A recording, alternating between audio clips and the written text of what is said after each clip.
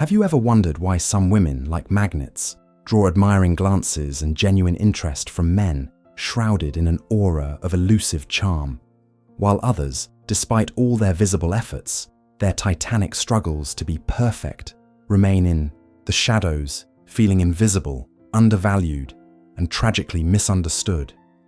Why is it that sometimes, the more desperately we try to be liked, the further that desired attention slips away, leaving an aftertaste of bitterness, confusion, and a quiet, almost unbearable despair?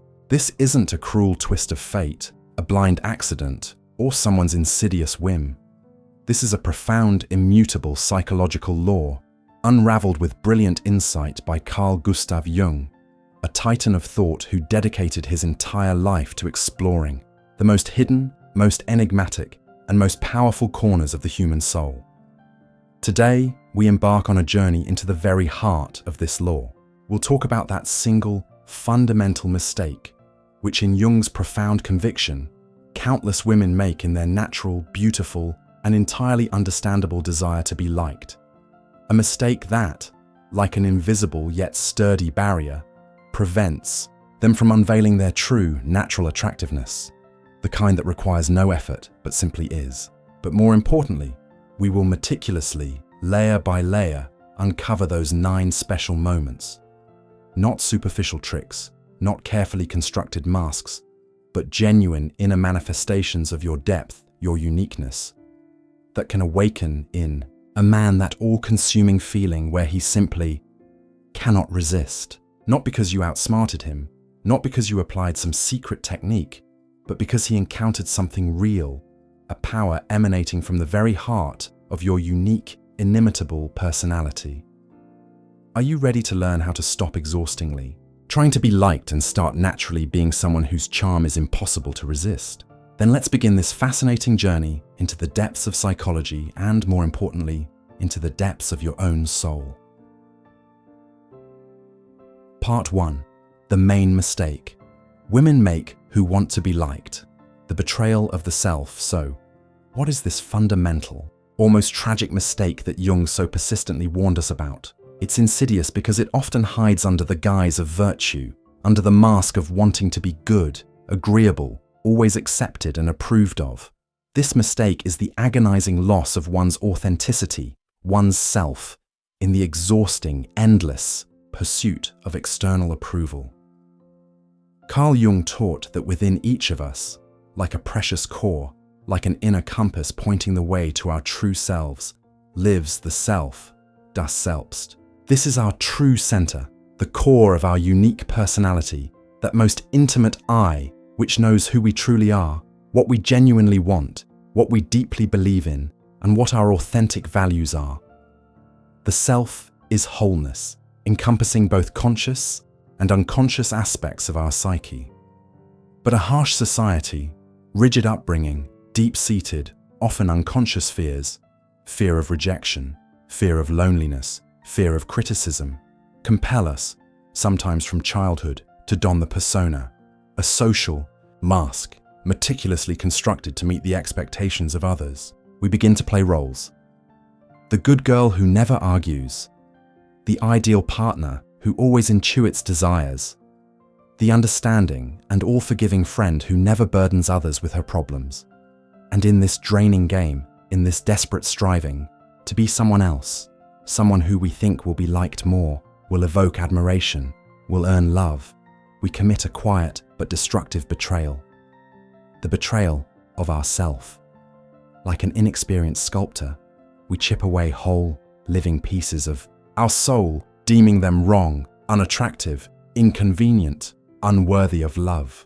Jung astutely observed that the more the persona corresponds to collective expectations, the more it deviates from individual life.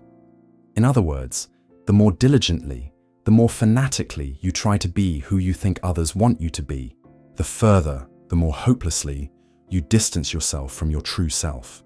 And a man, especially one who seeks not just a beautiful, smooth facade, but genuine depth, intuitively, on an unconscious level, senses this inauthenticity, this inner, void artfully disguised by a perfect smile, flawless manners, and carefully chosen words. He may not realize it, but he will feel a certain dissonance, a lack of vital force, an absence of that very spark that ignites only from contact with authenticity. This panic fear of rejection, this chilling terror of being misunderstood, this deep existential fear of being alone, this is what fuels this destructive mistake. We begin to believe that our value is directly proportional to the number of likes under a photo, the number of compliments, the amount of attention received. Like beggars, we plead for approval, not understanding that the true treasure already lies within us. We project onto another person, onto a man, an unbearable responsibility for our own happiness, subconsciously expecting him, like a magician, to fill the gaping void created by the painful rupture with our own self.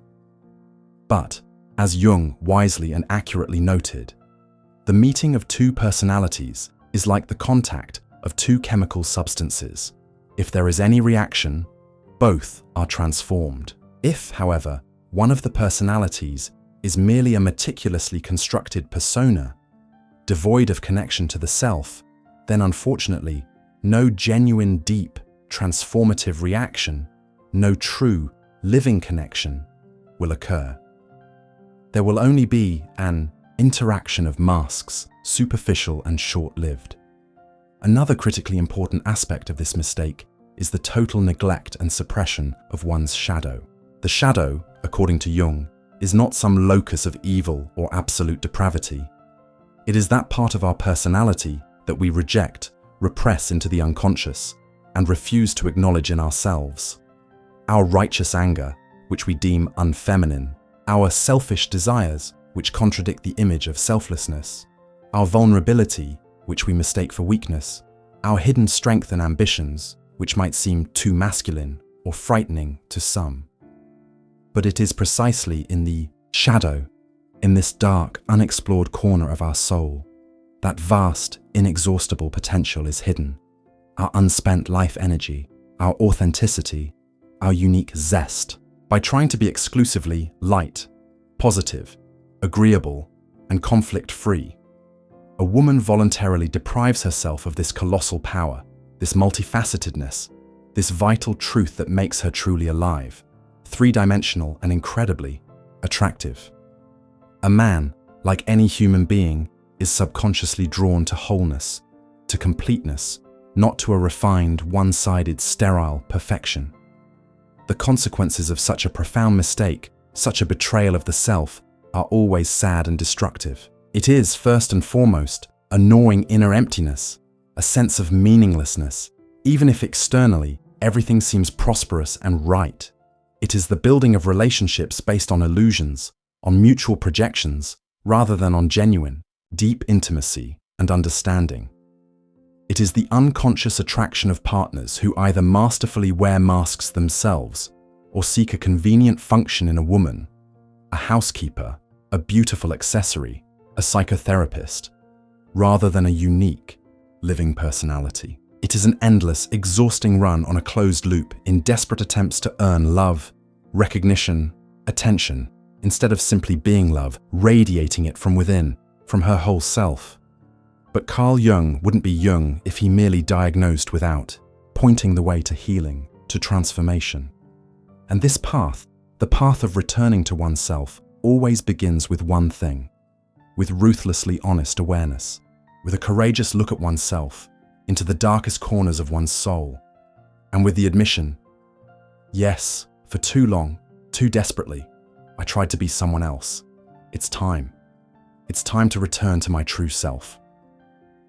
And when you begin this sacred journey of return, this process of individuation, you will discover with surprise and joy within yourself those very qualities, those very moments of manifestation of your true radiant essence that make a woman not just desirable, but truly, irresistibly unforgettable. Part 2. 9. Moments, qualities, states. So he can't resist. Now, let's delve into exploring these 9 moments.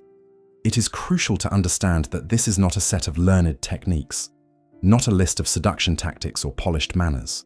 These are natural, spontaneous manifestations of a woman who is in deep, living contact with herself, who has courageously met her shadow and integrated its gifts, and who lives in harmony with her true, unique nature. A man senses this not with his superficial mind, not with logic, but with his entire being, his intuition, his unconscious. These are moments when your soul speaks louder, more persuasively, and more beautifully than any of the most exquisite words. 1. The moment of true authenticity, the breath of the self, the dance without masks. Imagine a woman who makes not the slightest effort to impress. Her laughter is sincere, infectious, even if it's far from the canons of ideal melodiousness. It comes from the depth of her joy. Her tears are real, raw, if she is hurt or something has deeply touched her soul. She is not ashamed of them, does not hide them. Her opinion is her own, hard-won, well-considered, expressed calmly, firmly, and with an inherent sense of self-worth, even if it radically contradicts popular opinion, the majority view. This is that precious moment of true authenticity. It's when your appearance, your words, your actions, even your silence, all are in complete, organic harmony with your inner state, with your soul. Jung would call this a direct, undistorted manifestation of the self, your genuine, deep I, finally freed from the heavy, suffocating veneer of the persona. Why is this so irresistibly attractive? Because in our modern world, overflowing with masks, roles, false images, and carefully constructed personas, authenticity is the rarest, almost vanishing treasure. A man, like any living being, intuitively, on a cellular level, is drawn to what is real, alive, true. When he sees a woman who is not afraid, not ashamed to be herself, in all her unique fullness, he feels not only her incredible inner strength, but also a deep, almost primal sense of security. He understands that she can be trusted because she isn't playing a role, not pretending, not trying to manipulate. She simply lives. Such a woman doesn't ask herself the agonizing question, what will you think of me if I say, do, feel this? She simply is. And this simple, yet so powerful, being possesses an incredible, almost hypnotic magnetic force. He sees before him not a smooth, polished to a shine, lifeless facade, but a living, breathing, feeling person, with her light and her shadow, with her strength and her vulnerability. And this is captivating because it is truth. He cannot resist this disarming courage to be oneself, because it, like a mirror, awakens in him a deep, often suppressed desire to be just as real, just as free, beside her.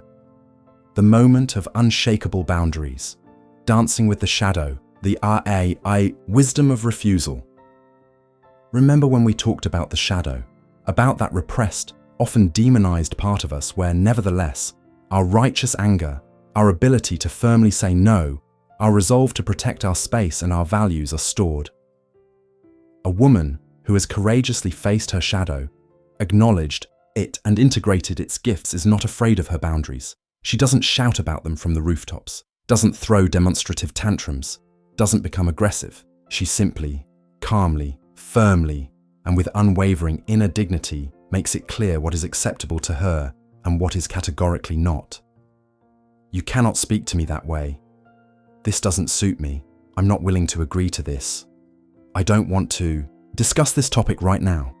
These phrases, spoken without hostility, without accusation, but with deep inner confidence and self-respect, create an invisible, yet very tangible, almost physical field of respect around her.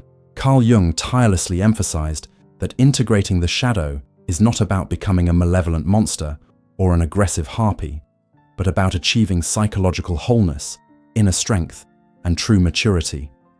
A man, encountering a woman with clear, well-defined, and calmly defended boundaries, subconsciously, on an archetypal level, senses her immense self-respect. He understands that her yes truly means yes, that it comes from the heart, and her no is not a momentary whim or manipulation, but a conscious, hard-won position based on her values. This evokes not fear or irritation, but deep, involuntary respect. He sees that she values herself, her time, her energy, and therefore is capable of truly valuing another person. He doesn't need to constantly guess what she's really thinking or test her limits by crossing the line. Her boundaries are not impenetrable walls, cutting her off from the world and from intimacy, but clear, understandable signposts, creating a safe, predictable space for building healthy, respectful relationships. And it is impossible to resist this calm, confident strength, born from accepting all parts of herself, including the dark ones, because it speaks of maturity, responsibility, and an unshakable inner foundation. The moment of playful mystery, the whisper of the anima, the depth of the unknown.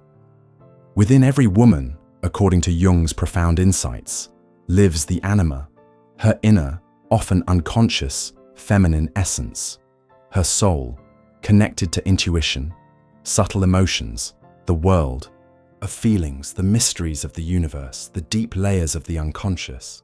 A woman who is in living, vibrant contact with her anima possesses a special, almost mystical allure.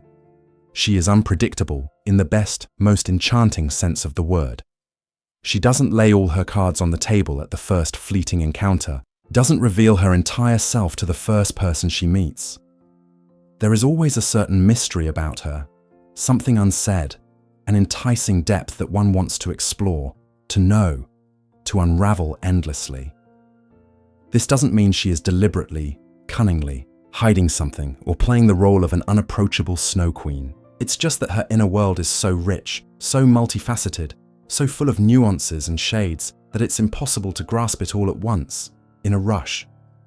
Why is this so unbearably enticing to a man? Because male psychology, his animus, inner masculine, principle, often strives to unravel, to know, to overcome, to achieve. When a woman maintains this light, almost weightless veil of mystery, she awakens in a man the primal interest of an explorer, the thrill of a discoverer, a passionate desire to learn more, to delve deeper, to touch something sacred.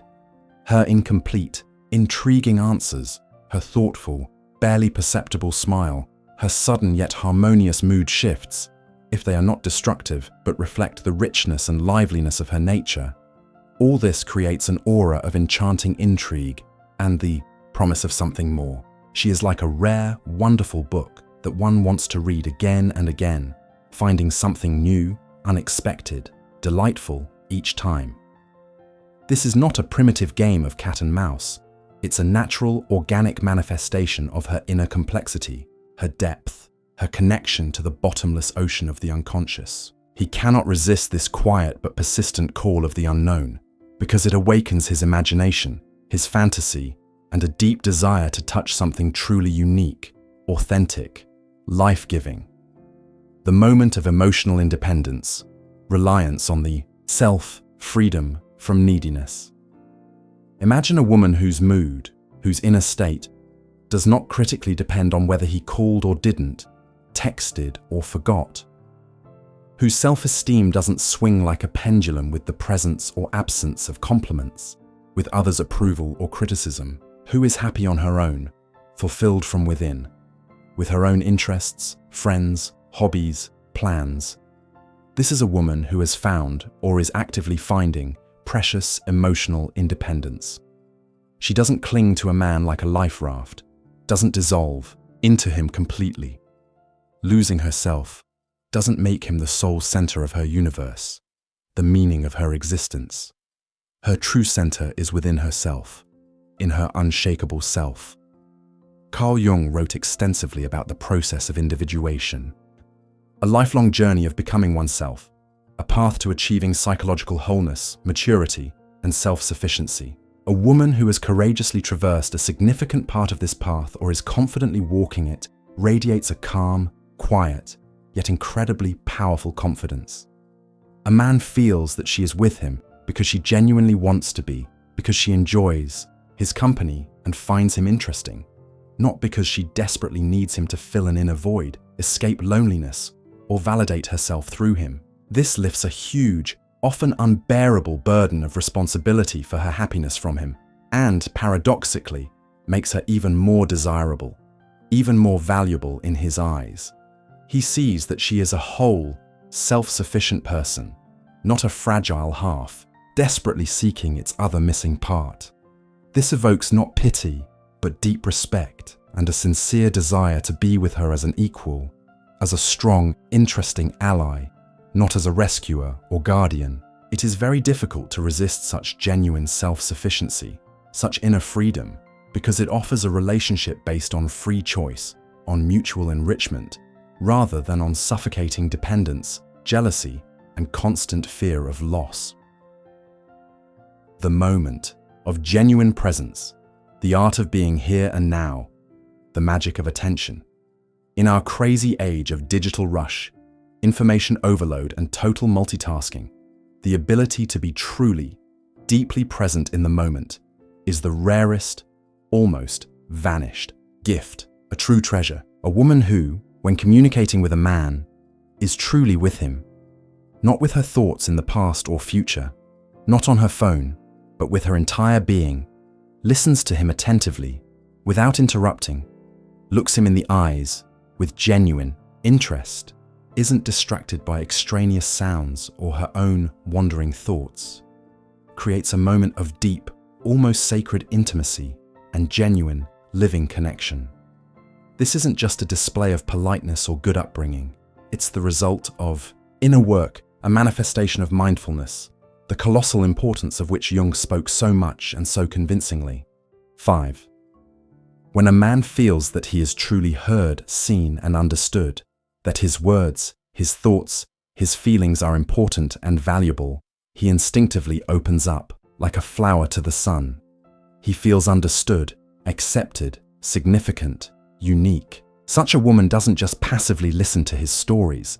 She actively and empathetically hears what is behind the words, catches the subtlest nuances of his voice, his emotions, his state, his unspoken needs.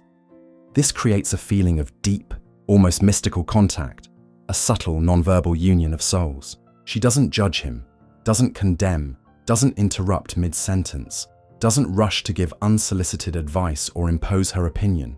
She is simply present, with all her heart, with all her soul.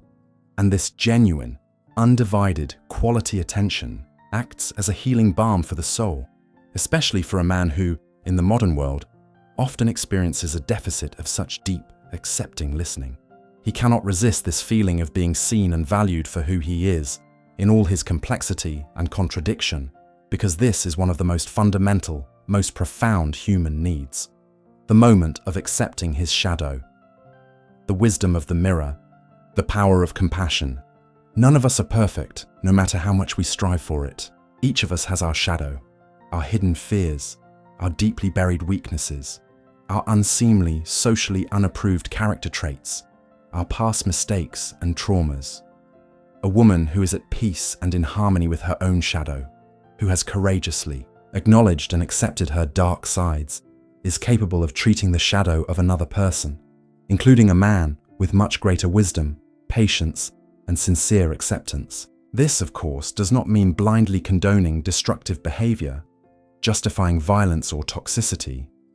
It means the ability to see a man holistically, dimensionally, in all his human fullness, with all his virtues and flaws, without trying to immediately idealize him to the level of a deity, or conversely, immediately try to remake or improve him to her standards. Carl Jung taught us much about the insidious mechanism of projections, when we unconsciously attribute to others those qualities, those traits that we do not recognize, fear, or condemn in ourselves. A psychologically mature woman strives to be aware of her projections, not blindly transferring them onto her partner. She understands that her sharp, painful reaction to certain flaws in a man can tell a lot about herself, about her own unresolved problems and complexes. When a man feels that he is accepted as he is, with all his quirks and skeletons in the closet, not constantly being improved, fixed, or educated, he instinctively relaxes, sheds his defensive masks. He can allow himself to be vulnerable, real, imperfect. because he knows he won't be judged, ridiculed, or rejected for his human imperfections. This creates the deepest, almost unbreakable sense of trust and psychological safety, which is the foundation of any healthy and happy relationship. It is very difficult to resist such acceptance, which is not blind and naive, but seeing, wise, and compassionate, because it gives him precious space for inner growth, for self-knowledge and self-acceptance beside her. The moment of inspiring passion for life, the dance of eros and logos, the fire of the soul. Jung understood the fundamental concept of libido much more broadly than just sexual energy. For him, it was an all-encompassing life force, a creative impulse, the energy of development, a striving for connection and creation, what he often called eros, as opposed to logos, the principle of reason and order. A woman who is passionate about her own life, who has her own genuine, heartfelt hobbies, goals, dreams, projects, radiates this living, vibrant, almost tangible energy of eros. It could be a passion for her work, for creativity, drawing, music, writing, for travel and exploring the world, for spiritual self-development, for helping others.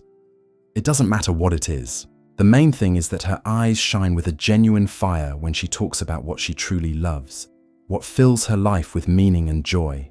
She doesn't passively wait for a man to come and make her life interesting, rich, happy. Her life is already interesting, already full, already a source of her own happiness. Such a woman, without realizing it, becomes a powerful source of inspiration for those around her, especially for the man beside her. He sees in her not just an attractive partner, but a bright, original personality who lives a full, rich, meaningful life. This is incredibly contagious. It awakens in him a desire to also burn, to create, to move forward, to realize his own potential. Her passion for life doesn't push him away, doesn't make him feel unnecessary. On the contrary, it attracts him like a moth to a flame, because she doesn't demand that he be the sole source of her joy and meaning. She herself is an inexhaustible source. Her energy, her enthusiasm, her engagement, her love of life make her incredibly alive, dynamic, and sexually attractive on a deep, energetic level. He cannot resist this inner light, emanating from the very core of her being, because he, like all living things, instinctively gravitates towards life, towards energy, towards inspiration, towards the force that makes the world go round. The moment of vulnerable strength, integration of opposites, alchemy of the soul. True, genuine strength in a woman is not about being an iron lady, impenetrable, always controlling the situation, hiding her feelings under a mask of coldness and indifference. True strength, according to Jung's profound conviction, lies in the wise and harmonious integration of opposites, strength and vulnerability, reason, logos, and feelings, eros, firmness and softness. A woman who is not afraid to show her vulnerability, her fears, her sadness, her confusion, her need for support and understanding, but does so not from a position of an infantile victim, not for manipulation, but from a position of inner strength, honesty, and deep trust in herself and her partner, possesses a special, disarming allure. When she allows herself to be truly vulnerable, not hiding behind defensive barriers, she essentially invites the man to genuine, deep, unguarded intimacy. She shows that she trusts him enough to open her soul, her most secret corners. This is not a manifestation of weakness, but an act of incredible courage and inner freedom. A man, sensing this, understands that with her, he too can allow himself to be himself without fear of appearing weak, imperfect, needy. Her vulnerability doesn't repel, but, on the contrary, awakens in him the best, most noble masculine qualities. The desire to protect, support, comfort, be there, be a pillar of strength.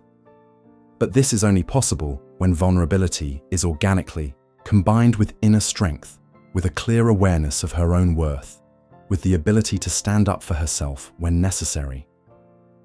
This is a subtle almost alchemical balance that speaks of deep inner work, of psychological maturity. He cannot resist this rare, precious combination of strength and tenderness, wisdom and openness, because it awakens in him an instinctive striving for a deep, sincere, transformative connection where both partners can be real. The moment of nonverbal language, symphony of body and soul, the silent message.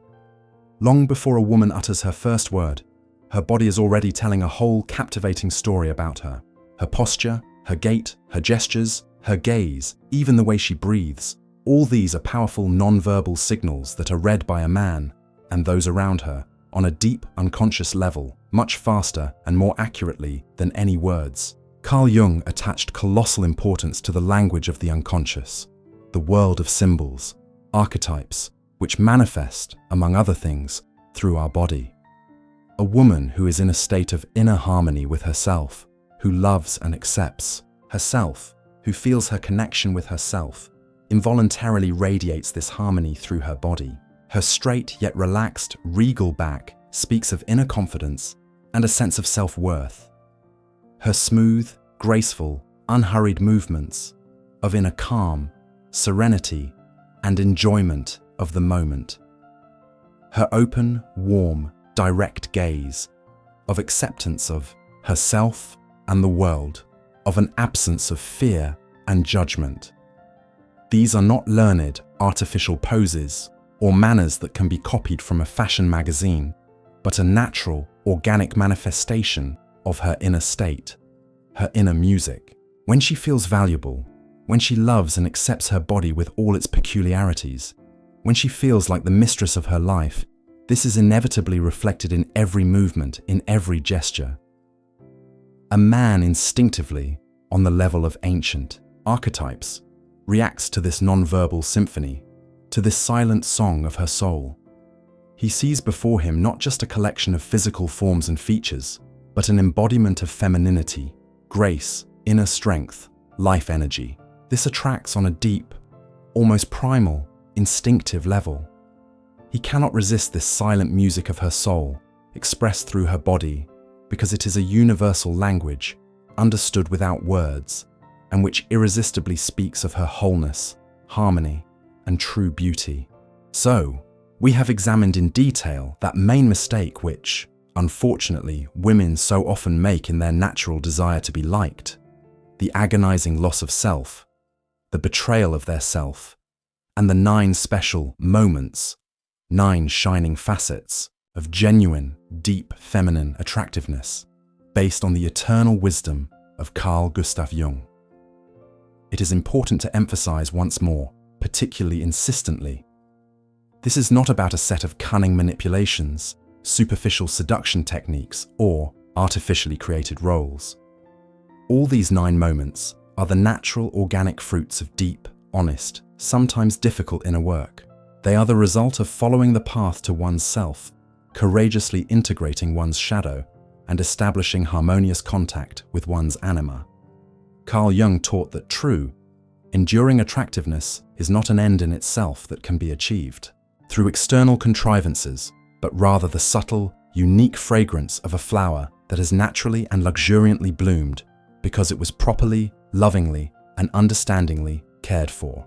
When a woman stops desperately chasing fleeting external approval and turns her searching gaze inward into the depths of her own soul, when she bravely, without fear or judgment, explores her hidden corners, accepts all her parts, both light and dark, and begins to live in genuine, deep accord with her true nature, she inevitably begins to radiate a special, unique light, the light of authenticity, wholeness, inner strength, and a quiet, confident joy of being.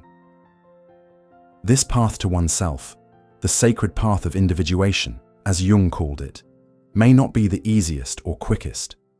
It requires considerable courage, ruthless honesty with oneself, immense patience, and deep compassion for one's imperfections. But the reward for it is truly priceless. It is not only the admiring, captivated gazes of men who truly cannot resist your genuine inner charm. It is above all the acquisition of a deep, unshakable harmony with oneself, an unbreakable sense of self-worth that does not depend on external circumstances, opinions, or evaluations, and the precious ability to build truly close, sincere, mature relationships based on mutual respect, trust, and genuine love. Stop exhaustingly trying to be liked. Start boldly, joyfully, curiously being yourself, unique, inimitable, multifaceted, and you will be surprised to see how the world around you begins to change, how those people and events that can appreciate your true, uncreated beauty, the beauty of your unique, whole, radiant soul, begin to be drawn into your life. May the eternal wisdom of Carl Jung become your reliable compass and faithful guide on this fascinating, endless journey to yourself. And always remember, a woman who has found and accepted herself becomes not just attractive, she becomes a living magnet not only for admiring men, but also for happiness, luck, and harmony in all their countless manifestations.